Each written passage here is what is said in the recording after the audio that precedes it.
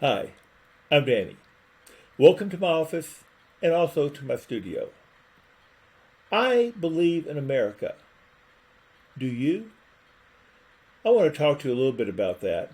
I also want to talk to you about D3 and D3TeamRigs.com. I think it's rather important. But first, I have a question for you. This last election cycle, did you vote by election day? I voted. Did all the people I voted for win? No, they didn't. That's unfortunate. But next year we'll work at doing better. However, the people who were elected are now going to be our new representatives. Voting is just the beginning. We have a lot to do, each one of us. Who is this we I'm talking about? It's you and me. And we must keep up with these elected officials, know what they're doing, and let them know what we think they should be doing. They're spending our money in Washington and our state legislature, in our county, and our school boards. What result are we getting from it? Would you be willing to go into a store and say, hey, here's $10, give me something for it? No, we go in and we buy what we want, and we put our money where it needs to go for our benefit as well as for others. It's our money they're spending.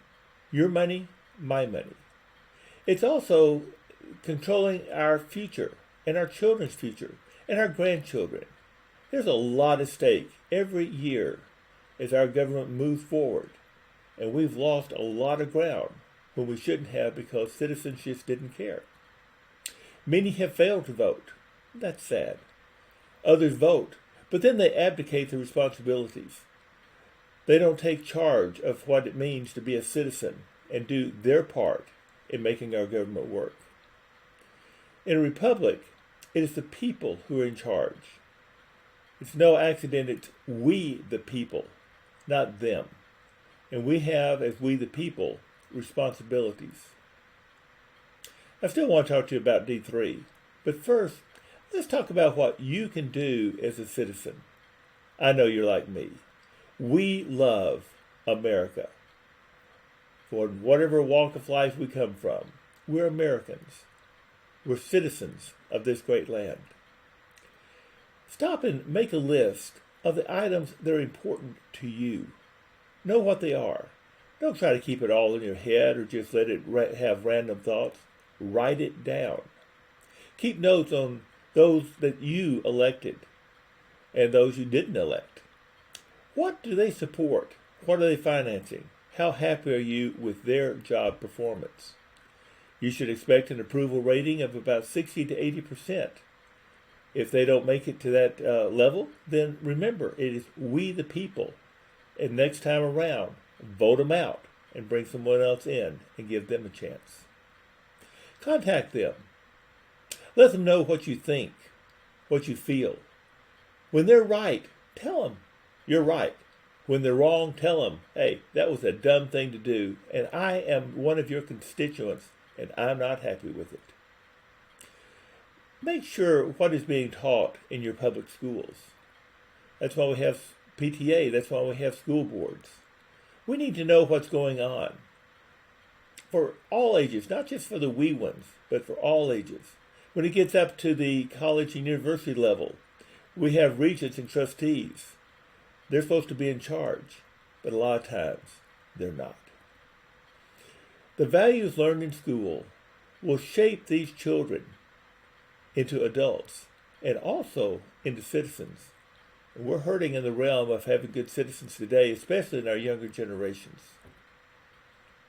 Become a critical thinker. Think about what's being said, what you read. What's the agenda behind it?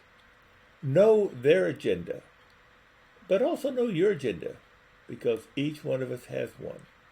We sometimes are just too lazy to think about it. Look at the long-term consequences. Every choice has consequences, either good or bad. There's a few that are neutral, but usually they're good or bad choices. And the consequences are things that we wind up having to live with or that we have to correct. This could be you. You move that ball on the end, the chain reaction starts, and you're on the other end, and you're the one that gets bucked. Don't let it happen. Look at the long-term consequences.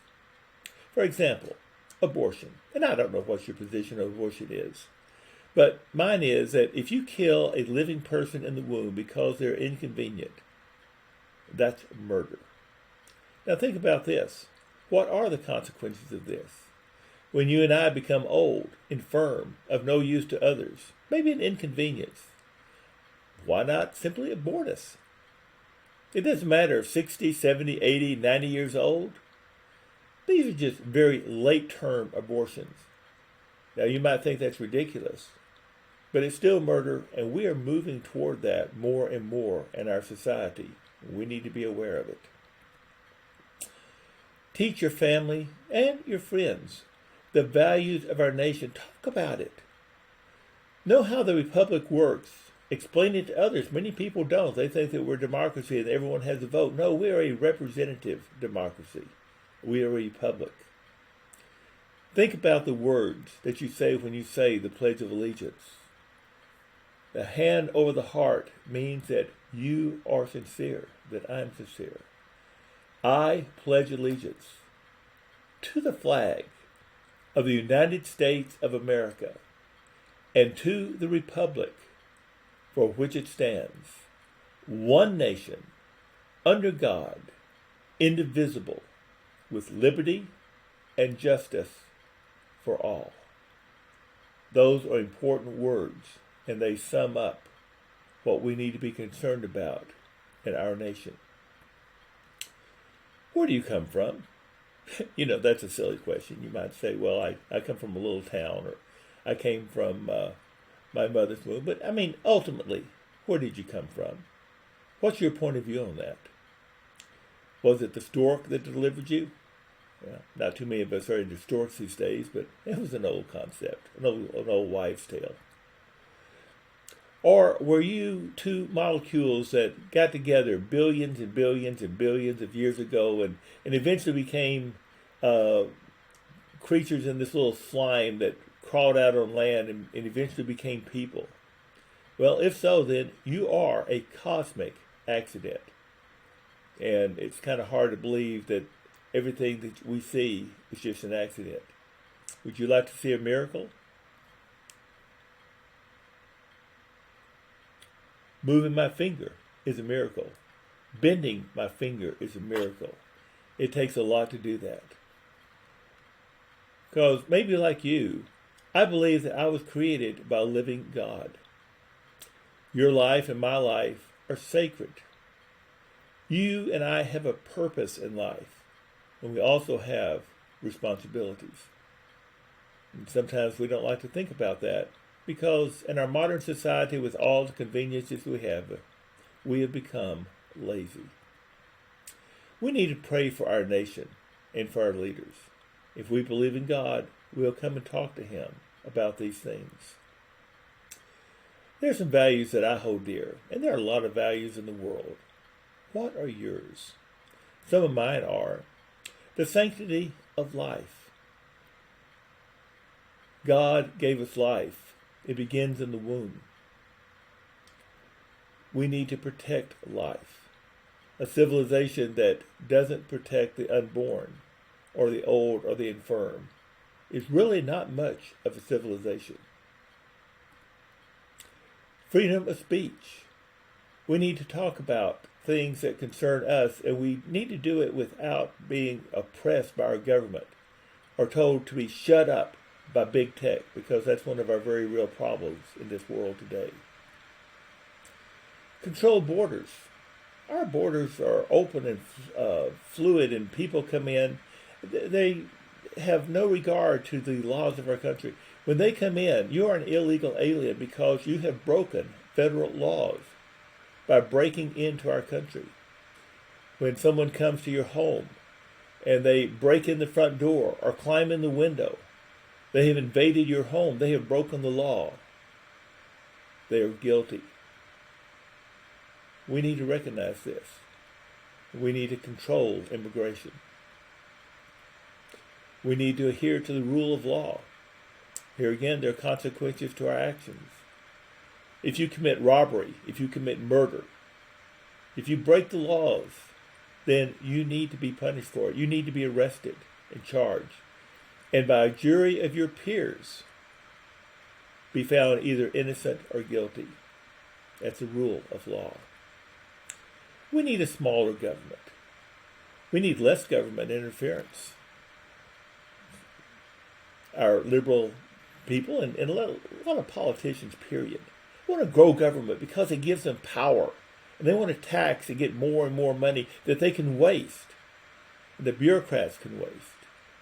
We need to come back to a smaller, more efficient government. We need a strong, not a woke, military that's capable of defending us against aggression. That's not an option in this nuclear world that we live in. We need a world where a nation where only citizens vote. One vote for each citizen. I support voter ID. I have to have one when I get on an airplane, when I open a bank account, when I cash a check. It's not a big deal. Voting is important, and we need to make sure that we know who is voting and that they only get one vote each. It's just plain common sense. Those who disagree with that, think they may be a little bit dishonest. I hope you're not one of them. We need to decrease, not increase, the national debt. If you and I ran our households like our nation does, we'd have been bankrupt years and years ago with no hope of recovery. We're headed that way. We need to move the opposite way and pay our bills. I still want to talk to you about D3 because it involves health and wealth. But I also want to talk to you about what you and I can do to safeguard our nation for ourselves and for future generations. Basically, we can do the things that we've been talking about just now. We can turn our knowledge into action. I believe in America. Oh, yes, I do. Do you? If so, what are you doing about it? Thank you for your time today. Please like and subscribe. Go to d3teamriggs.com and let's open a dialogue about what maybe I can help you with and to do with. They'll benefit you, your family, and our nation. Thank you. May God bless you, keep you, and guide you. And may God bless America.